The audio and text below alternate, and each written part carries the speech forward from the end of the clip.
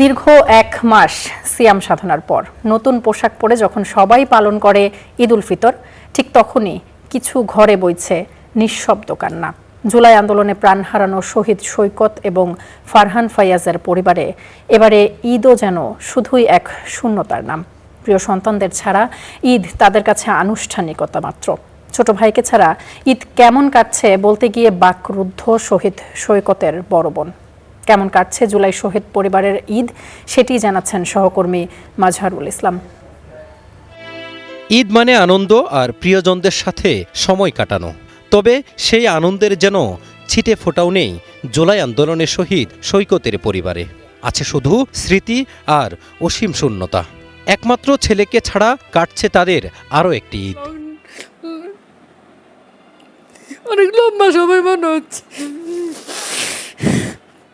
আদরের সন্তানের কথা বলতে গিয়ে কান্নায় ভেঙে পড়েন সৈকতের মা।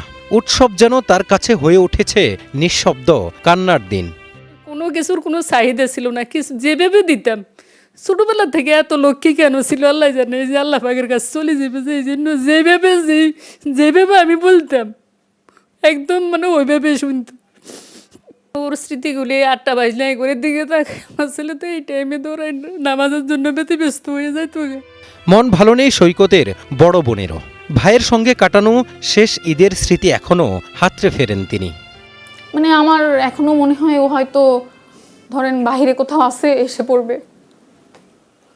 কারণ ধরেন ও যে নাই, এটা যদি ফিল করি তাহলে ধরেন আসলে নর্মাল কোনো কিছু করতে পারবো না আমরা।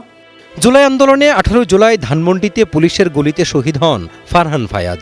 বাবা মার একমাত্র ছেলে ছিলেন তিনি। তাকে ছাড়া পরিবারে যে শূন্যতা তৈরি হয়েছে সে কথা বলতে গিয়ে দীর্ঘশ্বাস ছাড়েন বাবা। আমাদের একমাত্র ছেলেকে হারিয়ে রমজান, প্রতিটা রমজান, প্রতিটা সেহরি, প্রতিটা ইফতার, 3টা ঈদ ওকে ছাড়া আমাদের করতে হয়েছে।